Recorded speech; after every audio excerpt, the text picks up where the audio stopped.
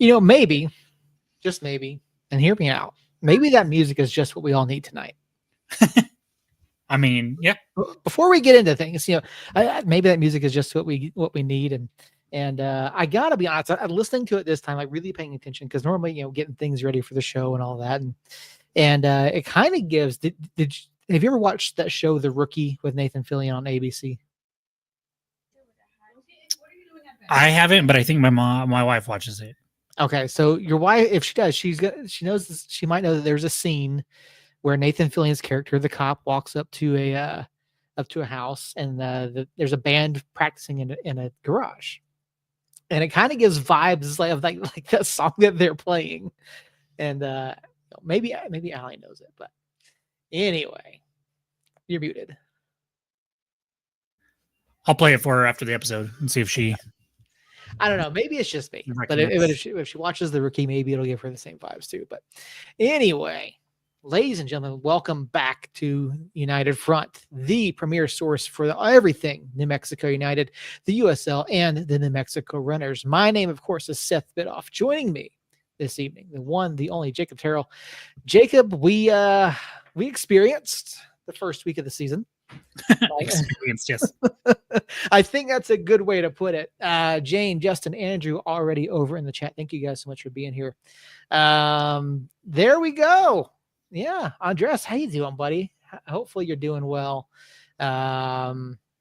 Glad to see you. Hopefully we'd love to get you back on here again before too long to talk about you guys. And I mean, great win for you guys over the weekend. Glad to see it. Glad to see you guys finally get that first win of the season. So, welcome in, everybody. We got a lot to get to. Why don't we kick it off with the Runners? We'll talk about that here real quick. Icon Dress mentioned over in the chat, the Runners get their first win of the season. Let me pull up that here real quick. And they did win in the rebound match, I guess if you want to put it that way, against Certified Lions over on Sunday. By a final of 9-4 out of the Rio Rancho Events Center. So congratulations to the Runners getting their first win of the season. Glad to see that. Obviously, things are turning around slowly but surely. Happy to see that, and happy to see again. It's always great when the Runners win. It really is a great atmosphere. Looking at the schedule coming up, 3 matches remaining. We've got a match this Friday, by the way, Friday night, against Chihuahua Savage 2. Got 2 away matches before the final home match of the season. That will be on Sunday, March 23rd against the Empire Jets. So, I know I went back. I watched that. I watched a little bit of the Runners match on from Sunday, and I'm happy to see it. Jacob, have you gone back and checked out any replays from Sunday? I have not. I watched the fourth quarter, which wasn't very eventful. But I did watch a little bit of it. Was happy we were able to hold on and get that first W. And as the announcer was saying, and as we've kind of seen with some changes made over there, specifically at head coach, maybe we can end this season on a high note and then build on something for next season. Yeah, not much time left, but yeah, it's good to see Dick Cashmere got on the scoreboard again. Froylan Ramirez with a pair of goals himself. Nate Yeager even picked up an assist in that match. So glad to see it. Glad to see the guys, getting out there and taking it to Certified Lions on Sunday. And can't wait to see what happens here in the final 3 matches of the season under Brian Weems, new head coach for the Runners. Did you mention the hat trick? I didn't hear you. Froylan had 2. No, who had? Hold on, let me find it. And Vince will probably tell me in the chat before. Yeah, probably. Benjamin Rogers, there you go. Yeah, there we go. Benjamin Rogers with a hat trick. Yeah.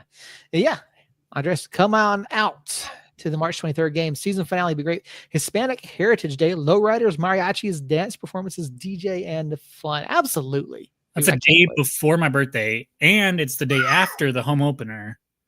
For United. Just make a weekend of it. You and Allie, come on out. Well, so I think we're already going to be on the road from like Thursday until then anyway. So We shall see. We shall see. What time is it at, Andres? Yeah. Maybe we should pay Andres for the work he's doing for us. Yeah, I mean we don't.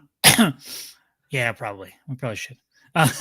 Anyways, yeah. So excited. 3:05 p.m. 3:05 p.m. kick on the 23rd. Okay. Excited to get the first win, and yeah, that sounds like a great time on March 23rd. So yeah, still some time to for the runners to pick up a couple more wins this season. I don't know much about Chihuahua Savage 2. I do know that Chihuahua Savage are pretty well known though throughout lower league soccer, and so it'll be interesting to see them in MASL2 action. And unfortunately, neither of those matches are here at home, which would be nice to see. But keep your eye out on YouTube, Facebook. That match should be streamed as well. So keep an eye out for those. Friday night action makes me think of what's it, the Mac? Friday night Maction, or is it midweek Maction? Is there saying? No idea. Okay. MAC, the football conference, or NCAA conference. Yeah. I never was midweek Maction or Friday night Maction or whatever it is. But Chihuahua Savage are a good team, so we're hoping to be competitive on the road. Yeah. Hopefully, let's take a look at the standings here real quick. Chihuahua Savage currently sitting second place in the Midwest West region, 8-1-0 on the season. Okay. So yeah, it should be a tough outing for the runners this the next 2 weekends. Hopefully they can pull something out. Maybe play a bit of a spoiler. Who knows? That would be nice. That it would. Well, Jacob, as I said, we experienced this season opener this weekend. United fell by a final score of 2-1 to Sacramento Republic FC. Sorry. I mean, it's one of us had the score line right, just the wrong direction. Yeah, that doesn't count. That doesn't count. Okay. I mean, let's while we're let me go ahead and pull up the highlights here. By the way, if you're looking for the highlights today, it is not on the USL Championship page for whatever reason. It is over on the YouTube though. No idea. I don't know what they're doing, but I don't know. Like you said that, and I was like, who checks the USL Championship page anyways? I go to YouTube for all the highlights. Well, I go to the match page because it's got all the stats and the heat maps and all that kind of stuff, and it's usually right there in the window. So I don't think they go to the YouTube page. But that's just me. So yeah, season opener, the USL got into action all around the league. I know you watched a number of matches on Saturday. I watched 6, but that's all I can manage with 2 kids. So hopefully I lived up to the bar for opening weekend. I mean, let's just talk about it. I mean, obviously the night got off to a pretty good start for United. You see some good some action from them early shot for Sacramento Republic here goes wide. Didn't really threaten Alex Tambakis in our back line too much though. Obviously United gets the better looks throughout much of the first half. Here forcing a save out of Danny Vitiello, and then second shot gets blocked out. What was United doing well early? What worked in the lead up to that first goal? Man, I think they just played out of the back. We saw a couple questionable passes even early, so there was just some jitters playing out of the back, but they controlled the ball well. They handled the stress of any kind of press that Sacramento was able to put on them, and they broke through it. And then what really, really impressed me were a couple things. Our speed, just the speed up top completely, like on both ends, whether it was Gaines, Akale, Pondeka even showed a little burst of speed. Hurst had some speed. Gloucester had some speed. Like we just saw really good pace, which stretched Sacramento vertically a little bit. And then Hurst's hold-up play was fantastic. We saw just the play before this. I mean, he comes up, gets the ball at midfield, right at the center stripe, and plays a nice little flick on to Gaines, who shows his speed. I thought a lot of things were working really well. We didn't see Sacramento really sit in a block until the end of the match. And we did struggle at the end of the match to break down that block. But when it was open, when the game was being played openly and both teams were on the front foot when they had the ball, New Mexico clearly looked the better squad and created the most chances, had a handful of close calls, including one that'll be coming up here shortly if the YouTube wants to work.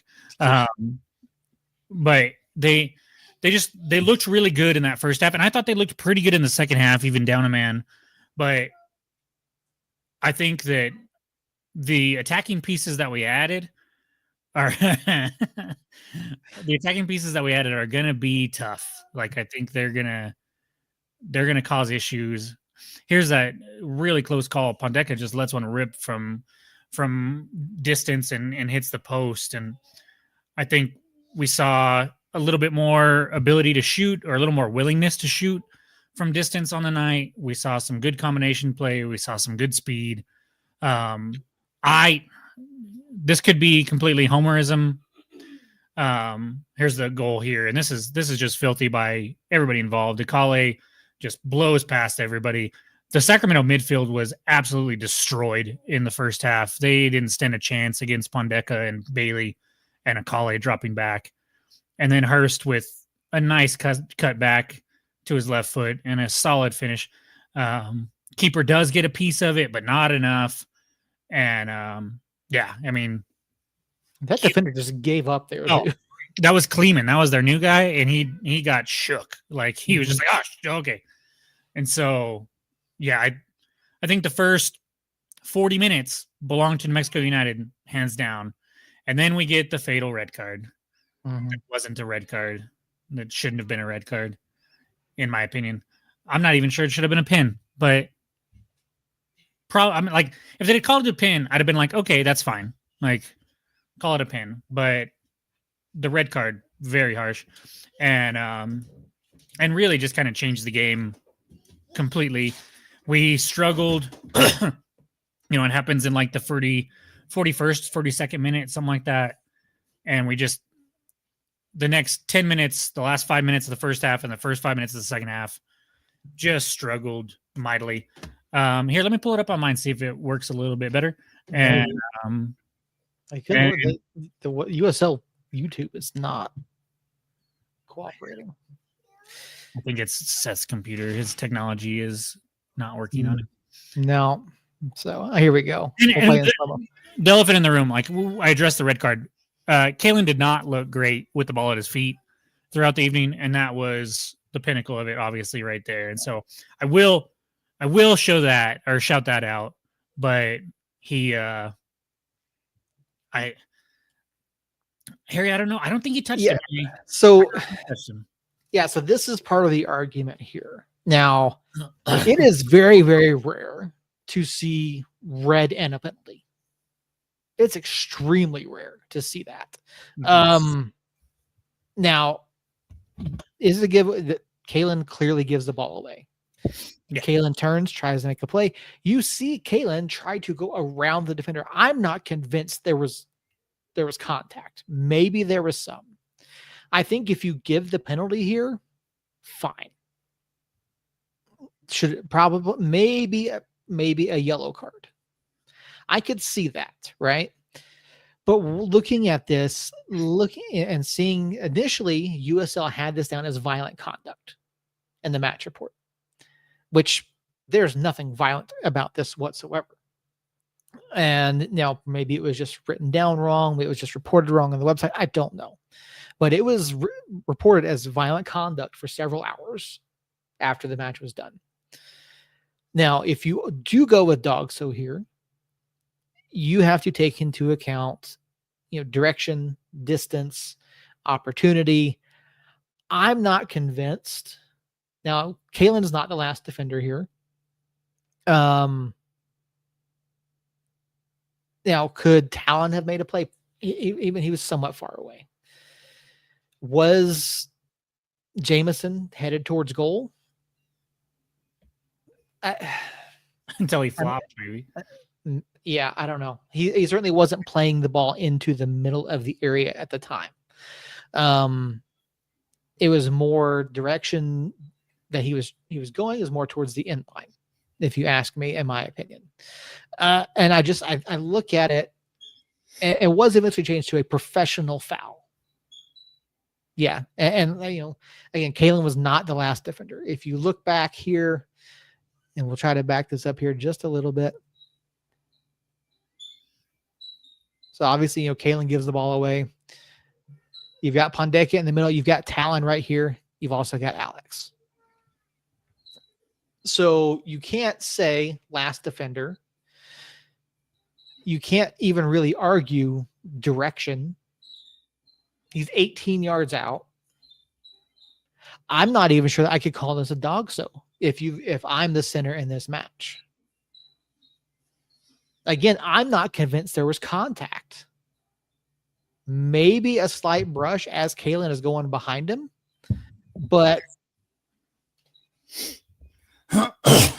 I don't know. I think it was a bad call by the refs. Well, and you know who agrees with you? Kalen Ryden. I have almost never seen an athlete call out referees on anything. Mm-hmm. And Kalen actually had a tweet that where he tagged pro ref and asked why he got the red. And so, one, I suspect a fine is probably coming for that. Mm-hmm. But yeah, he had every right to be upset with the red card for sure. And he was just questioning the red card. So that makes me believe that there was some contact there. But still, it leaves a bad taste in the mouth. It reminds me of the Loudon match, 2021. It had to have been 2021 because Austin. 2020 we didn't have home matches. So 2021, Austin's red card that he had. But hey, at the end of the day, two things I think are gonna at the end of the year, it's gonna be proven that this was a blip and not a big deal. I forgot all about that one. And it'll be a blip because Sacramento will finish below us in the standings. I was not impressed with how they looked whatsoever. Even when they were up a man, other than getting the go-ahead goal, it just they didn't show me hardly anything. And I will shout out a few of the Sacramento fans because they too were very much like, man, that was rough. Like we needed a BS red card and a ton of help to get that W at home. And so I'm feeling pretty good about United in general, even if it was a tough loss to begin the season. Yeah, you certainly don't want to see it going that way. Obviously, the red card completely changes the complexion of the match. You give the yellow there. Obviously, you're still playing 11v11. I think the match turns out completely different. I truly do. But I think this speaks to the inconsistency still in the refereeing and the quality of the referees. And you hate to see that happen. I know there is someone over in the New Mexico United Discord that is convinced that it was correct. One of our fans. As a referee, as someone who has studied the laws, I eventually, even in this, even if I said, like I said, it was mentioned, it was reported as violent conduct, which there's no violent conduct whatsoever. I don't know why it was ever that to begin with. And even then, it took them quite a while to change it to professional foul. I'm not convinced there was a foul, but it's tough. And then you see the second goal here from Sacramento, rebound. It's tough. You hate to see something like that. And again, Sacramento really didn't do anything that makes me go, okay, I'm scared of what they can do offensively. Yeah. And here we momentarily think we have an equalizer, but unfortunately, Quelly was offside. And he was. Yeah. He was. So obviously everybody's talked about the red card, and it kind of mars this match to where it's hard to really judge a lot of things. But what were some other things that you thought we did good or we did poorly, whether that was when we were up a man or when we were even strength or after we became down a man? Tony. Yeah, I mean, you just two clearances right there. Obviously, that's fantastic. Was there anything stylistically that you thought surprised you based on because that's the thing that I'm bummed about the most? Obviously, losing, but we've been so excited to see what kind of small tweaks Sanchez would make to this team as far as X's and O's wise and stuff like that. And then we kind of get that robbed from us, right? With the red card and having to change tactics halfway through the match and whatnot. So was there anything player other than Tony, obviously, or X's and O's that kind of stuck out to you? No, I definitely think we look good. I think we did move the ball good. Well, I should say, particularly, Tomas Pandeka. I think Zico had a pretty good night. Mackenzie Gaines on the ball was pretty good. I like Greg Hurst play. I think we created opportunities. You mentioned it earlier, the willingness to shoot, which I think is something we severely lacked at times last season. Yeah. Seeing Tomas open up the match and just you could see the goal shake from his shot. Which is exciting to see, not the goal shaking, but the willingness to shoot from distance and really try to force Vitiello into save opportunities. Yeah, which I think is promising. There was a couple chances. Obviously, the one off the post, which fell back to Akale, and then there was another one before that Vitiello saved, and he saved it right to the middle of the pitch, and it's a goal. It's a potential goal that we've seen given up on our end several times, including not quite the rebound goal that they scored, but we've seen Tambakis parry it away, but close to the middle of the pitch and have somebody right there for the opposing team to bury it. And we didn't have anybody there at the time. And the shot was almost too hard because it came off of VDO so hard. Mm-hmm. So I think obviously when you look at the stats as a whole, Sacramento kind of took it to us as far as, passes into the opponent's box and passes into the final third and everything like that because they were up a man for part of the match. But I'd be curious to see what the first half versus second half differences looked like there. I'm gonna do something I've never done before in my life and probably will never do again. I'm gonna shout out Seriously Loco because they turned me on to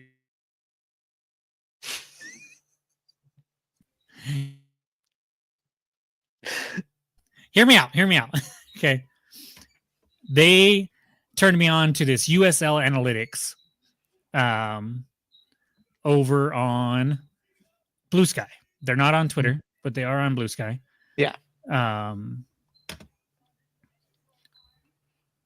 And this is one of the three slides that they put up there.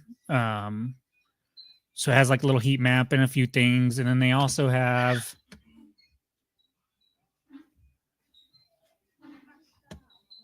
this one, which passes into the final third. So as you can see, Sacramento had way more into the final third than we did.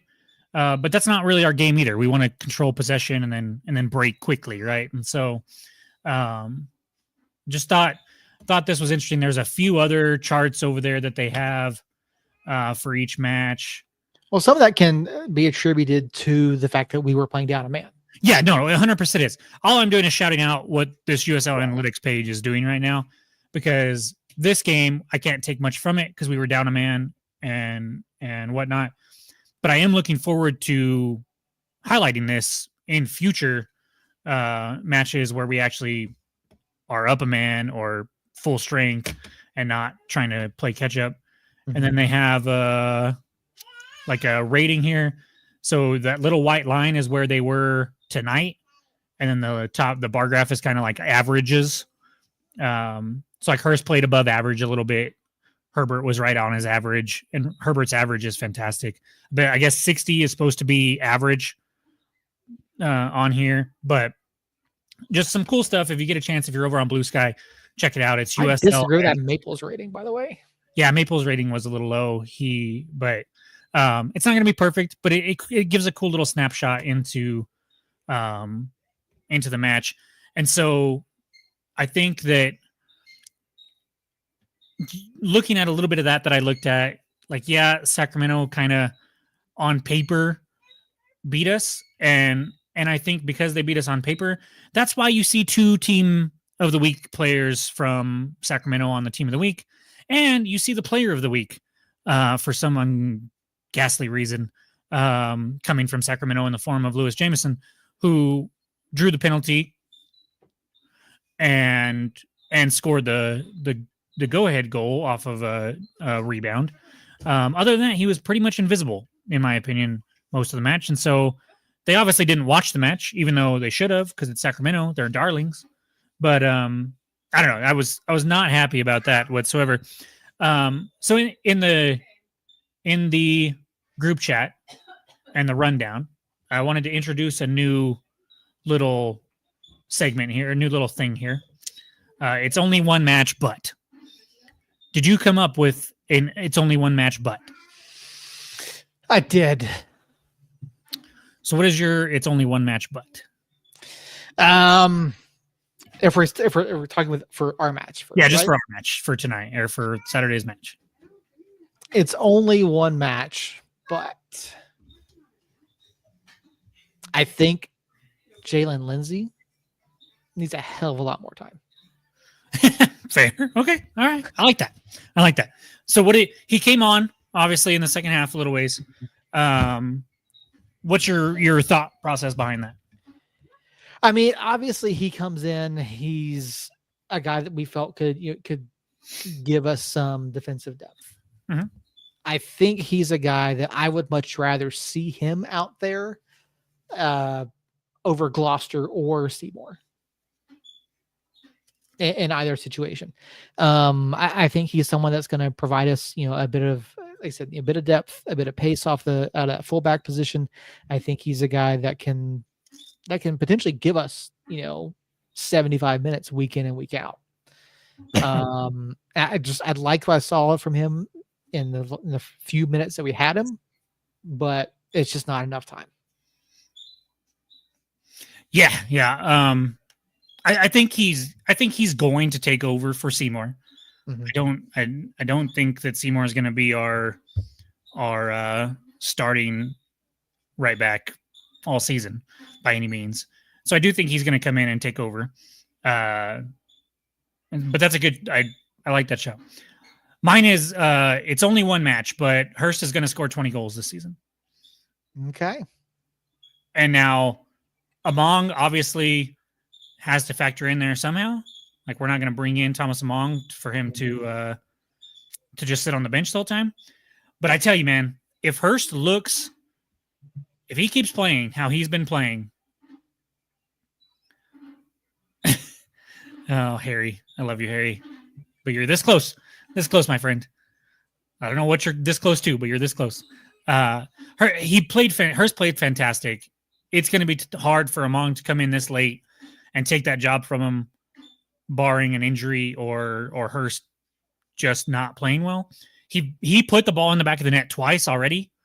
One of them obviously was offside, but he seems to be a player that's playing with confidence, that has that hold-up play, is being asked to do that hold-up play already more than he was last year. He seemed really good at it.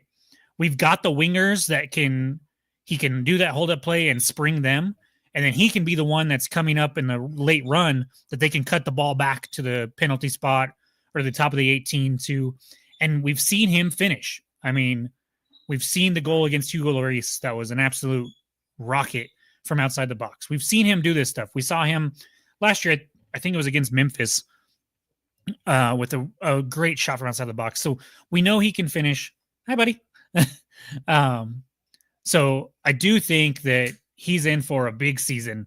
And so it's only one match, but Hurst is going to score 20 goals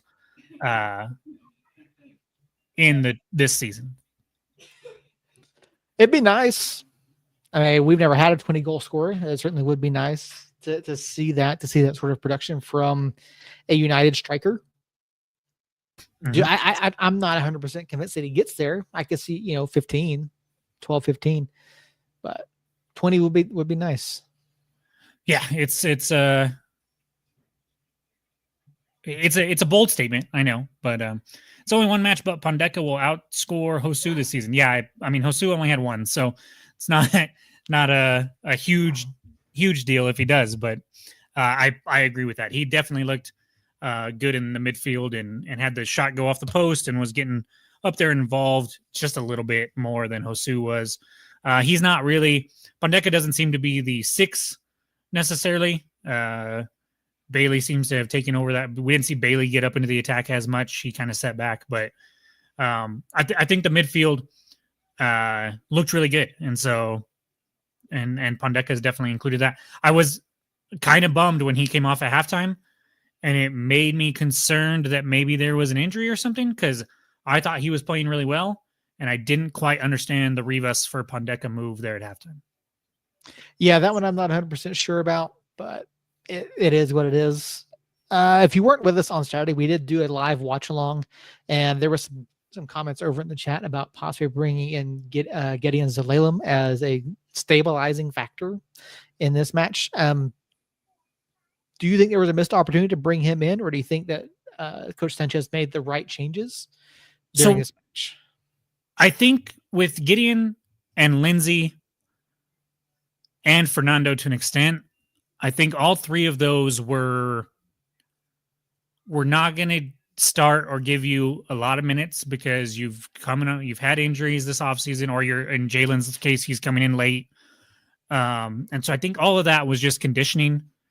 And I wouldn't be surprised if Gideon didn't see the pitch because of conditioning things and he was there as an emergency, but we didn't end up needing him.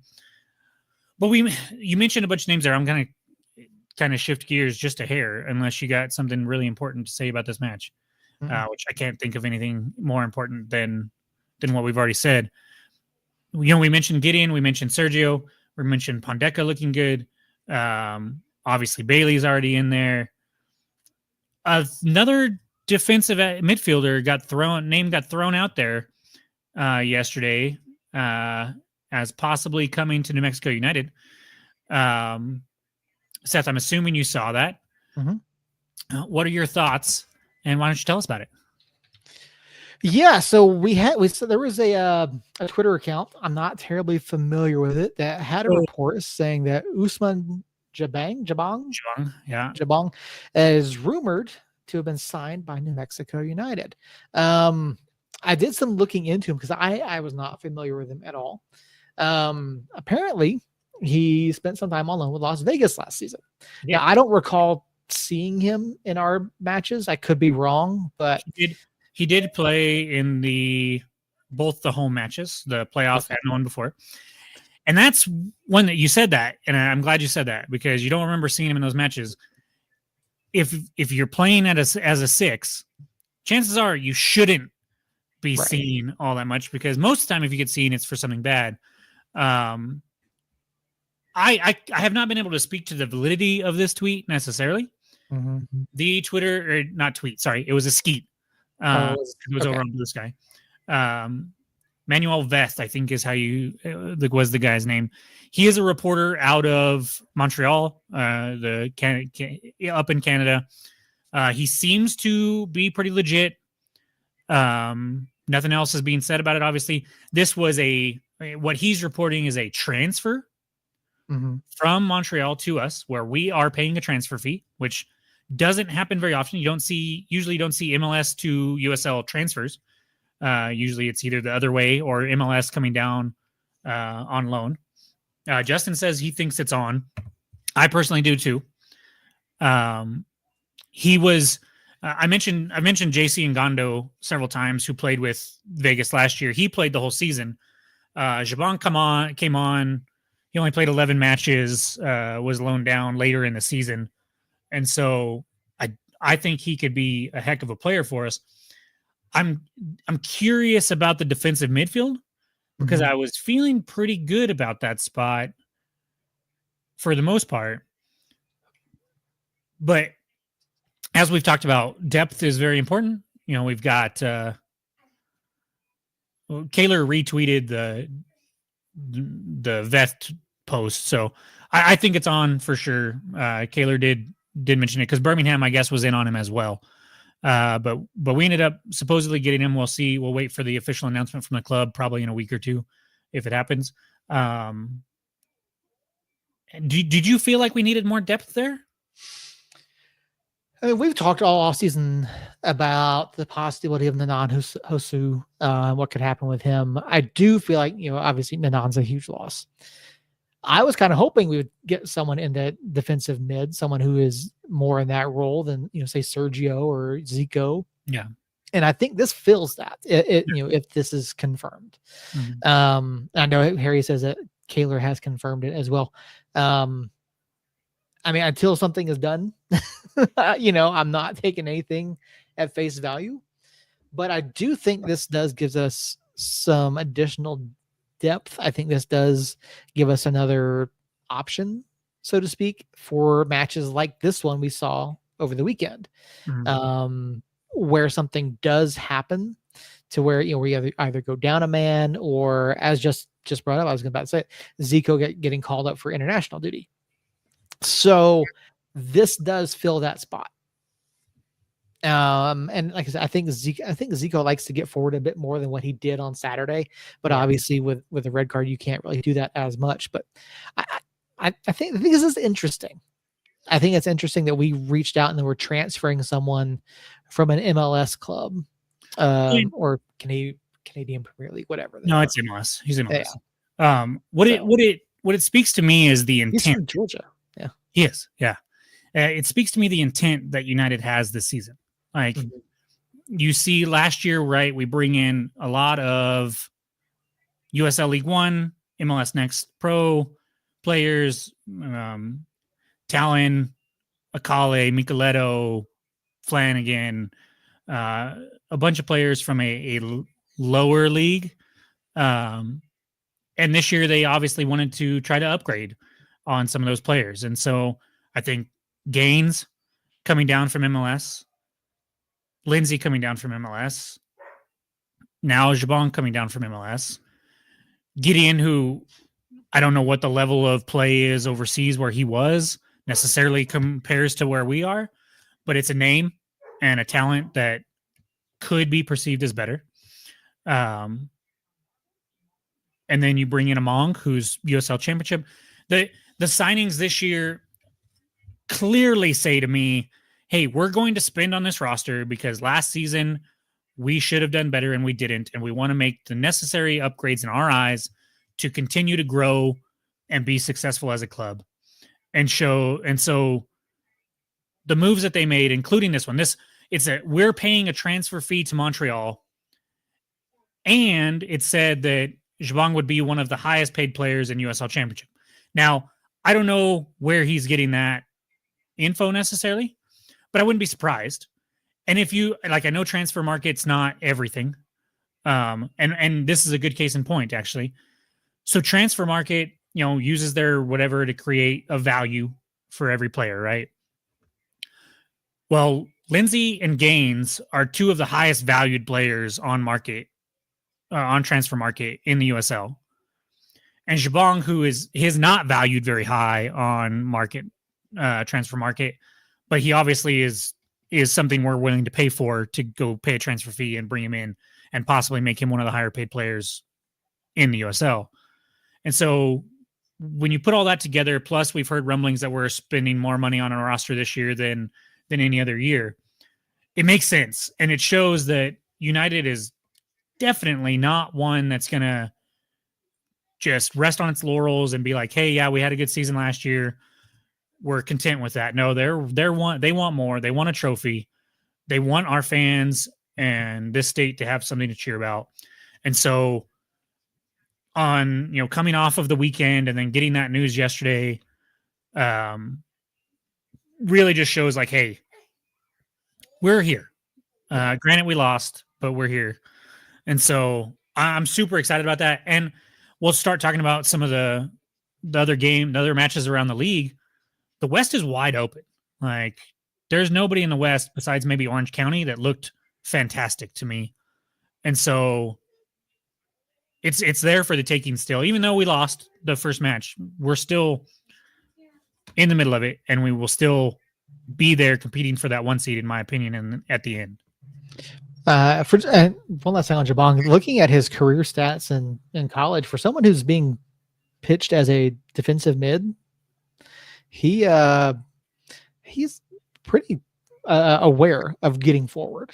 9 goals, 14 assists, 52% shot on goal percentage.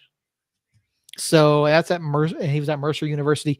This guy, I mean, played in SoCon against Georgia Southern and some other clubs. He's an interesting player. And what I like is he's going to be versatile, right? He played center back for Montreal on the 1st of March. He played as the 6 for Vegas. You just mentioned his small attacking prowess, right? Mm-hmm. There's clearly some versatility there. And so, yes, he's going to come in and be our 6 and be a Hosu replacement, quote unquote. But everybody on that pitch can get up and down. Like Pondeka, I wouldn't be surprised if this move frees up Pondeka to become our 10. And I think Pondeka can do that. I really do.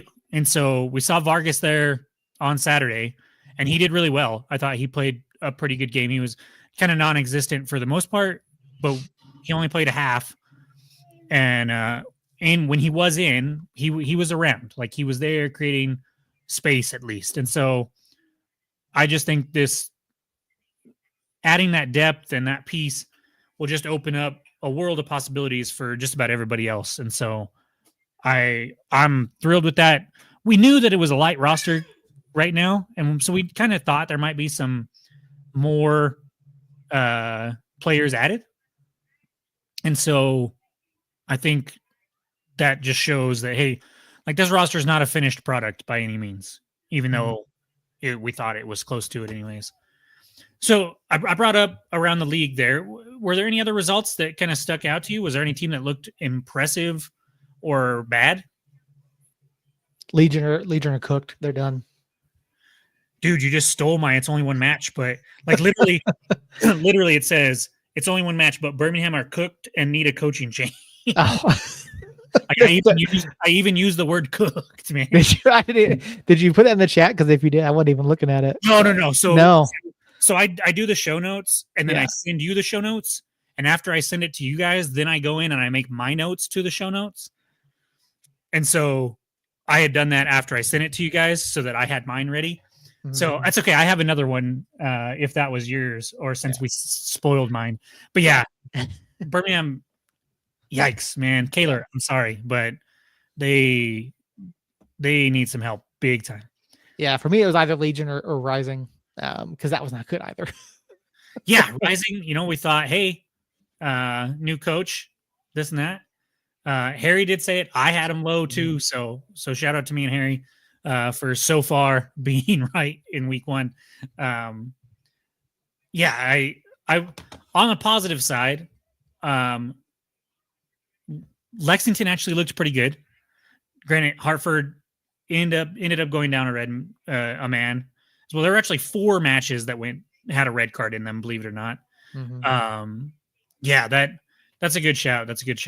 And then Lights, granted they were playing at home, but they get a 1-0 win over Tampa Bay coming east. It wasn't a pretty match by any means. They didn't look neither team looked super dangerous, but they get the blunder by the Tampa Bay goalkeeper, and are able to capitalize and get the 3 points and start their season off right. So, and Harry brings it up, the goals in the Pittsburgh, North Carolina match. Both of those were a comedy of errors as well.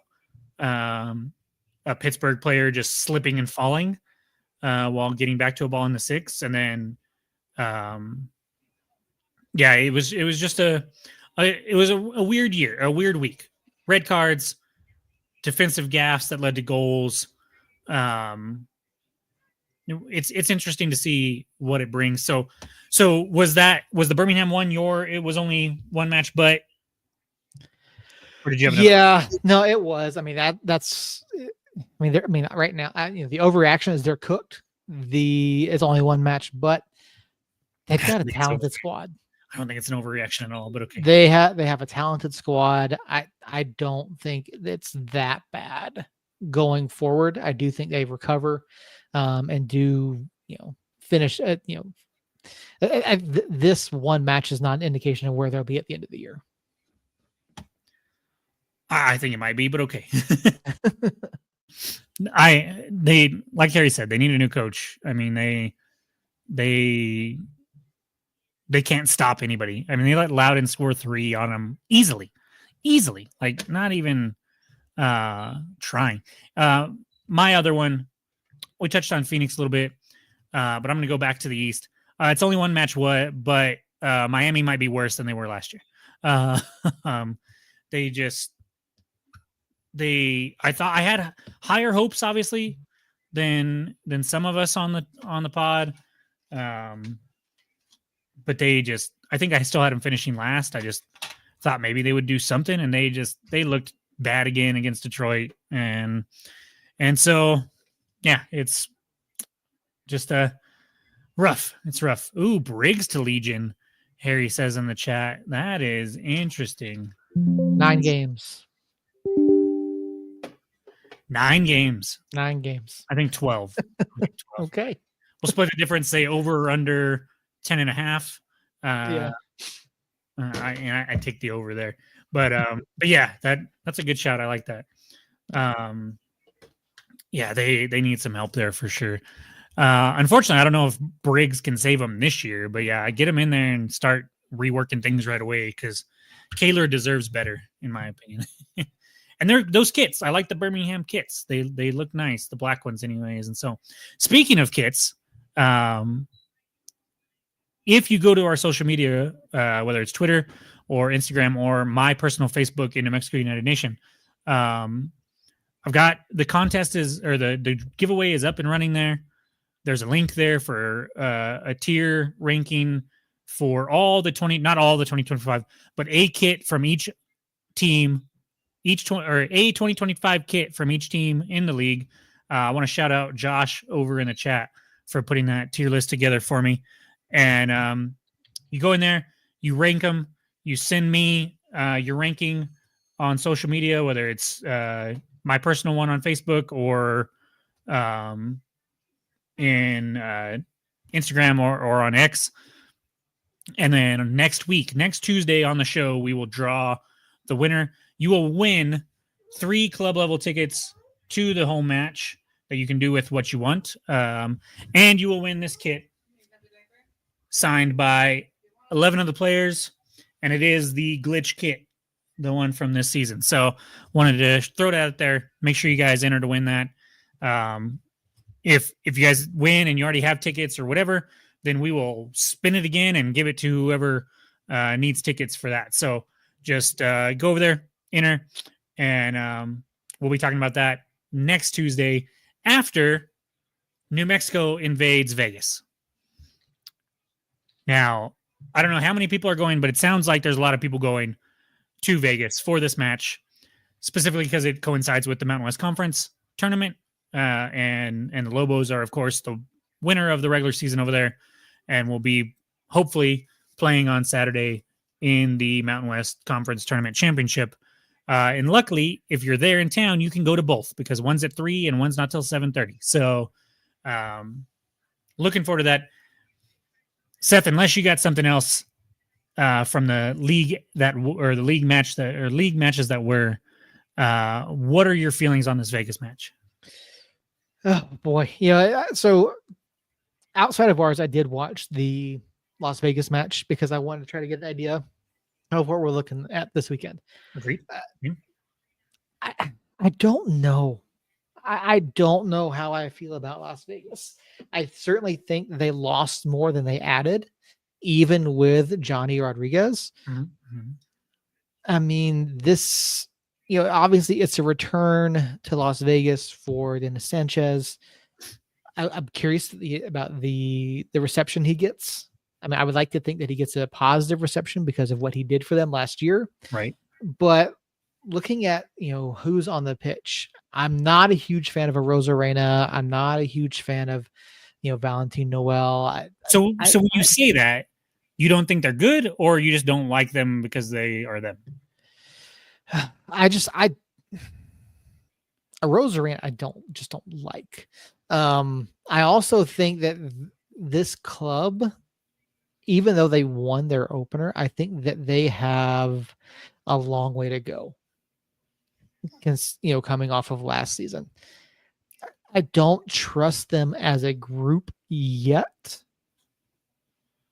And I think that they got away with one on Saturday. I would agree. I don't think they're good enough. I would agree. I need a turnaround for them to get as high as I had them predicted, even though they did get 3 points.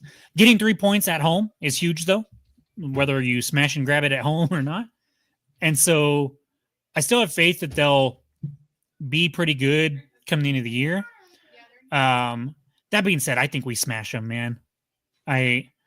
Rosarena only had to make 3 saves, and he made those 3 saves. But Tampa put up 21 shots on him, held 63% of the possession, had 200 more passes than them, had almost 90% passing accuracy, had 7 corners. I mean, classic case of Tampa controlled that match from beginning to end, yet lost. If we can get away with not making a blunder at the back, I think we keep the clean sheet and we absolutely demolish them. Whether that happens or not, I don't know.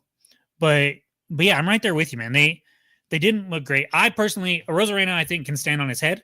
He stood on his head in the preseason or in the postseason match last year to keep us goalless and get Vegas that win. We know Johnny Rodriguez can be a game changer.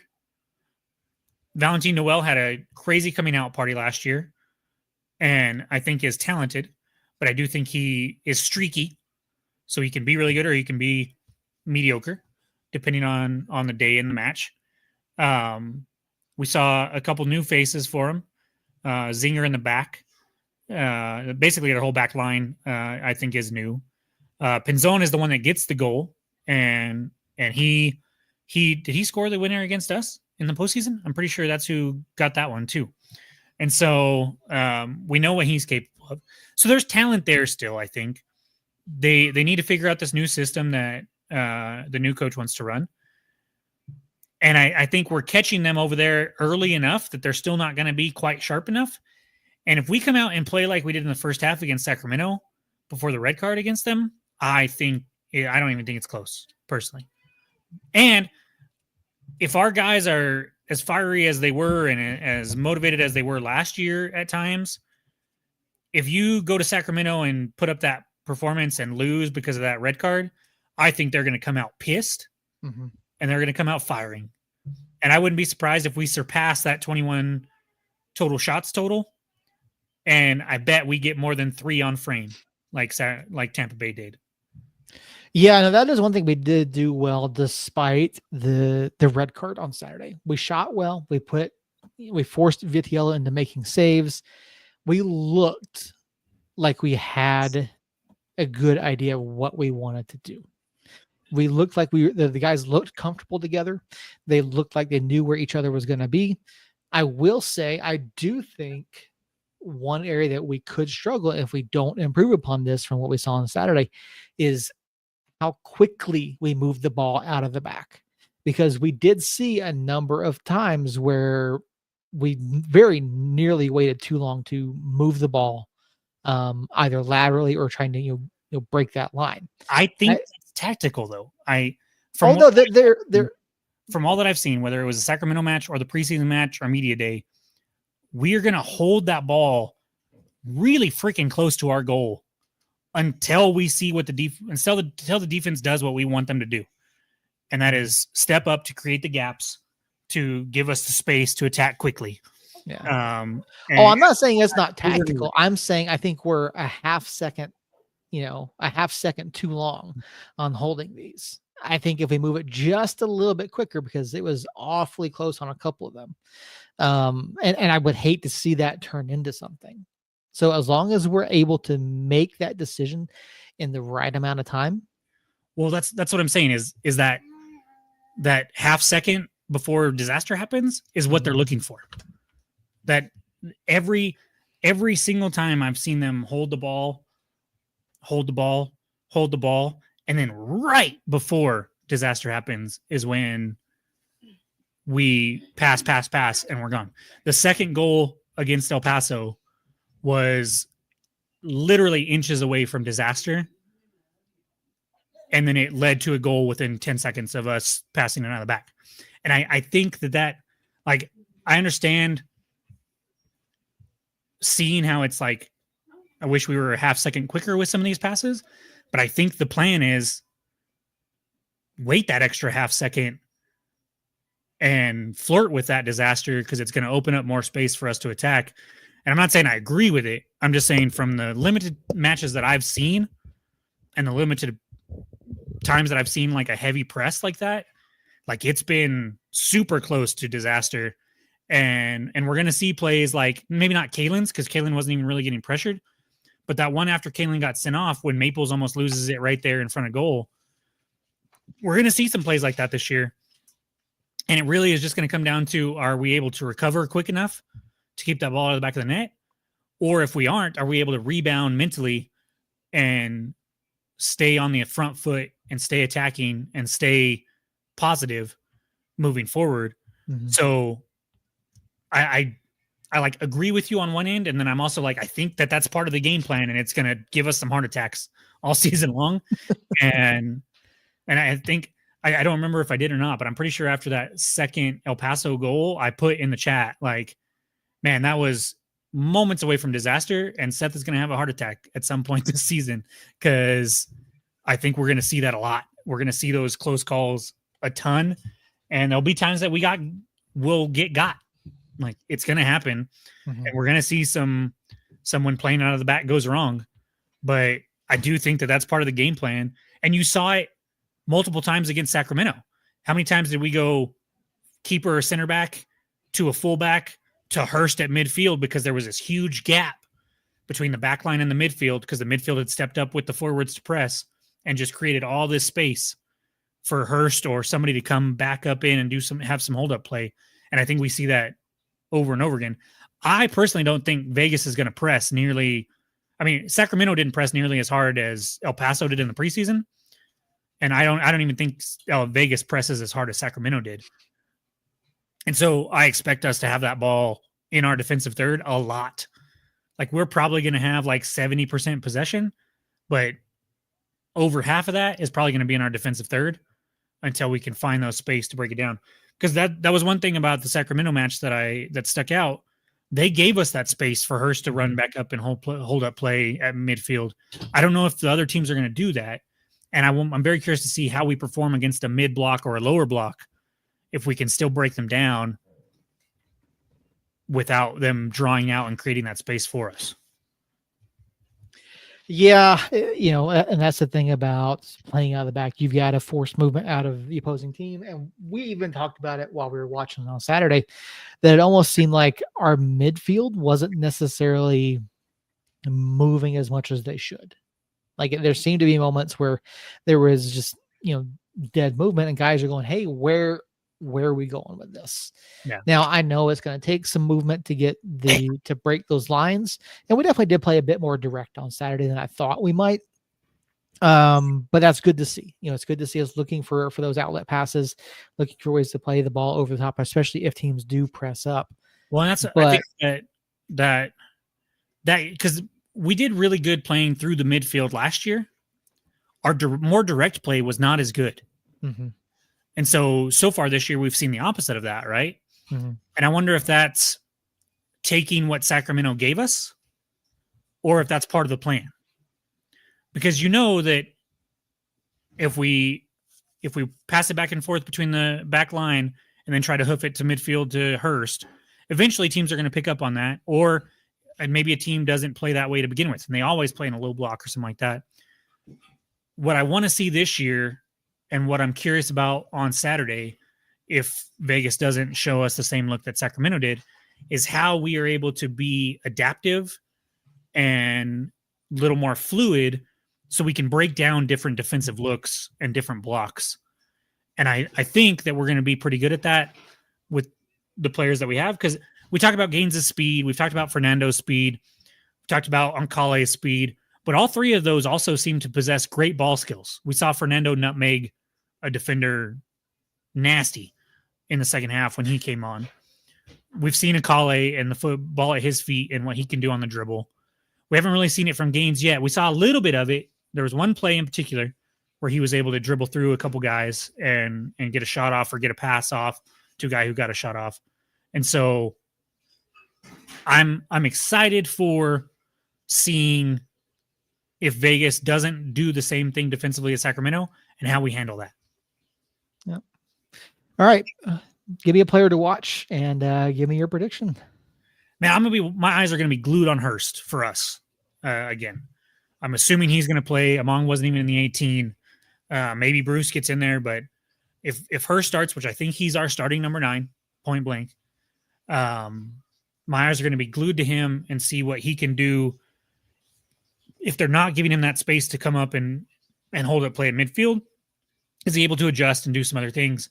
And then for Vegas, I think it's a Rosarena, because I think we're a better team front to back, just like we were in the playoff match last year. Yet a Rosarena can stand on his head and can stop some shots and build some momentum. And so I'm curious to see if he will be able to do that against us, or if we'll be able to find a way to get past him like we did Danny Vitiello last week. And just, I want to, like, it sucks because I'm rooting for Vegas in the long term, but in this particular match, like I want to come out and just destroy him. And so, and that's nothing against Vegas. I want to see this team click and play 90 minutes of 11 on 11 and come away with a decisive win, so that the people that cover the league can be like, oh, okay, that was just a fluke against Sacramento. Now, Nicholas Murray did say that he saw some good things out of us and stuff like that. But I just want to come out and show them that, hey, you don't give us a BS red card and we're going to kick some ass this year. Yeah. I think for me, it's, and again, this is everything that we wanted to see in the opening weekend was truncated by the red card. Mm-hmm. I want to see, 75 minutes of Mackenzie Gaines really being able to go forward. Mm-hmm. I think there's a lot of opportunity. I think he's going to do wonders for us at not only breaking lines, but also opening up opportunities through the middle of the pitch. Because by expanding it now, and to be fair, Cashman is not a great place to do that. But I think Mackenzie can do that. I think he can drive the baseline, the inline. I think he can create some opportunities, get the ball in the middle to Hurst or potentially to Among if he makes that trip as well. I think there's opportunities here. So I want to see Mackenzie more. And for Vegas, I mean, obviously a Rosarena, like you mentioned, he can potentially stand on his head. But does Johnny Rodriguez get involved? He didn't necessarily have a great night over the weekend.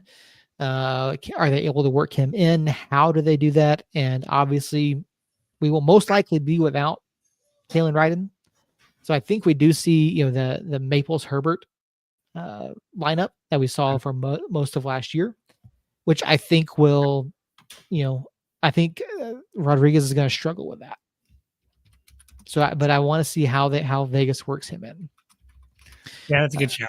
And Herbert, even if the red card gets appealed, so Josh asked if we know if they appealed it.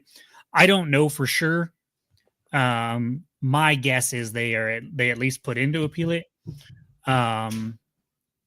We'll see. Usually Thursday or tomorrow, maybe actually, the news and notes for the week come out, and that has the suspensions on it.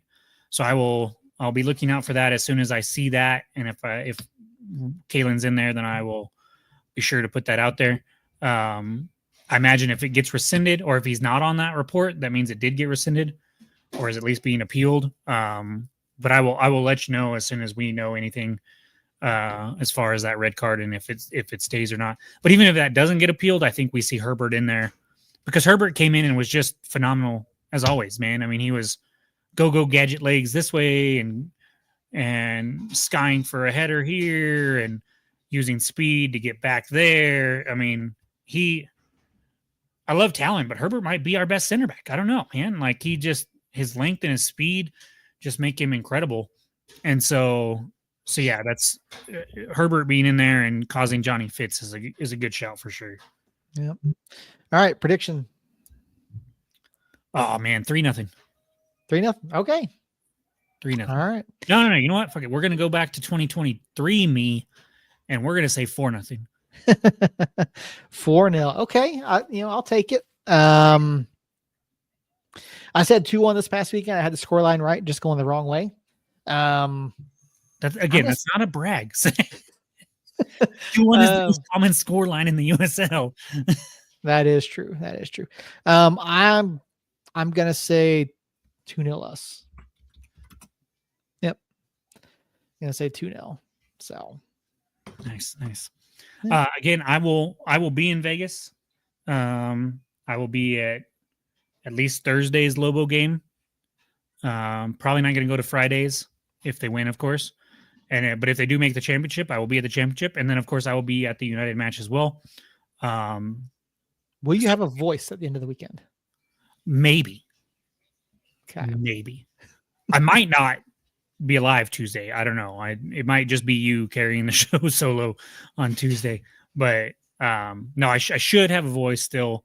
Unless we do put up 4, then all bets are off. Fair enough. Yeah, so I'll be there. So if you see me at the United match or at a casino or at a Lobo game, come say hi for sure. I'll be around. You can come up and tell us that you hate the show or tell us that you love the show or whatever you want to do. But be sure to come and say hi. So we're going to have a good time for sure. I know Carlos is going to be there. Like Andrew said in the chat. I think we're going to have a pretty good turnout. Really plus 130. See, I had him at minus 100 on one of the apps that I was looking at, but I put together a nice little parlay, a little 14 parlay that if I bet $50 on would pay like 1,000. And so I will be making a handful of USL bets, both on United and around the league. And so if you see me doing that, or if you have advice or thoughts on that, be sure to reach out. Cause one thing that might not be known is I freaking love sports betting, and I don't have the ability to do it, but I study the heck out of it all the time. And I'm very excited about it. So yeah, it's going to be a good time. We'll be back, of course, next week, recapping that. Seth, what do you got for me? Anything else? I'm good. Awesome, man. Awesome. So Andrew, Josh, Justin, Jane, Andres was over in the chat earlier with New Mexico Runners. Harry, of course. I think that was about it. If I'm missing somebody, I apologize. But thank you guys for being on the chat. Thank you for the listeners that are going to be around, or that are the watchers. Sorry, the people that are watching right now, the listeners that listen on the podcast. Be sure to rate them and review us over there. We will hopefully have the Facebook page back in the next month or so.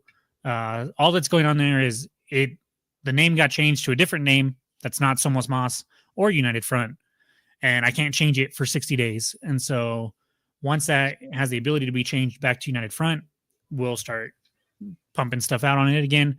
Until then, follow us on X. I got the Blue Sky login from Seth, so I will try to be doing a little more on there.